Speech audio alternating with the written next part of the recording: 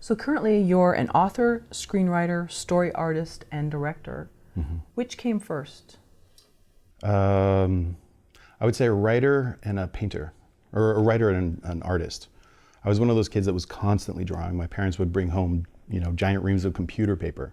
They started out buying like sketch pads and things like that for me, and I would fill up a sketch pad in just a couple days. So my dad would bring these, in the old days they would have like these reams of paper with like the perforated edges. So he would just bring that home and I would just be drawing everything in sight. I would draw flowers, faces, my hands, anything that was in front of me, kind of obsessively in a way. And at the same time I was drawing. It's like they always say that like whatever art or skill you're passionate about, it's like you're married to. And in that sense, I've always been a little bit of a polygamist because I love drawing as much as I love writing. But both of them kind of inform the same thing, which is visual storytelling. And so visual storytelling has been central to it. Like I have this one video that it's a film strip I made when I was a kid. And literally it was just probably 16 frames and I could draw directly on the film strip. And it was called Drinky and Blinky. I grew up learning to speak in New York, and I had this really bad accent and a bit of a speech impediment, so I always said Dwinky and Blinky, because I couldn't say my R's or L's.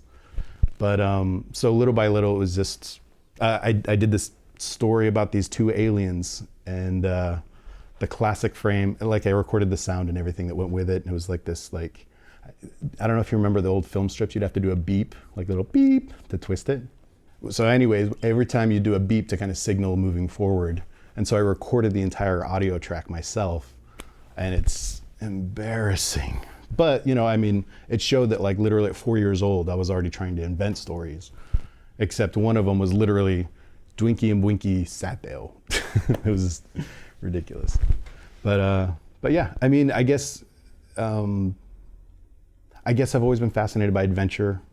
I think the more I matured as a writer, I became more interested in character and how adventure really becomes the pretext to explore character. And then eventually, I think I became fascinated by philosophy and things like that. Like many people that are studying art and writing. And I became fascinated by kind of the connection between the way we build our understanding of the world through stories. And how stories become like a filter through which we interpret our experience. Like for example, my video series is called Anatomy of Chaos.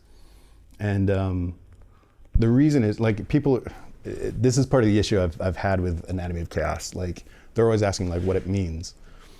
And it starts off with this idea that like, the way our minds work is that we have a kind of our subconscious is constantly drawing in information from everywhere we are. Everywhere, like you walk into a room, your subconscious is picking up all the details. It's reading every single label on every single book. It's picking up like if this person's shirt is wrinkled. And then as our subconscious gathers information, it has a kind of filter through which we prioritize the information. So it's like we're swimming in the sea of chaos. And we're trying to make sense of everything. And ultimately, our subconscious is kind of filtering into our conscious through narratives. Those narratives help us develop a value system, which help us give us meaning. And that meaning is a kind of structure or an anatomy. So I refer to it as the anatomy of chaos, or in other words, how we use story to make sense of the world around us. And that's ultimately where the name came from. The problem is that the average person who's looking up how to write a story is not looking for how anatomy of chaos, I had a bunch of friends that were like, you need to write how to write a story, how to write screenplays, which always seemed like the worst title for, it's effective because it comes to, the algorithms when you're like searching for interesting story or for whatever you're looking for. But for me, I tend to lean more towards the poetic than the practical. So it's a big reason why, like, for example, originally I released it and it was like, it was called the Anatomy of Chaos channel. We've since changed it to the Art of Story. So it's kind of more relevant to like the actual thing that we're like, the disciplines that we're teaching or discussing.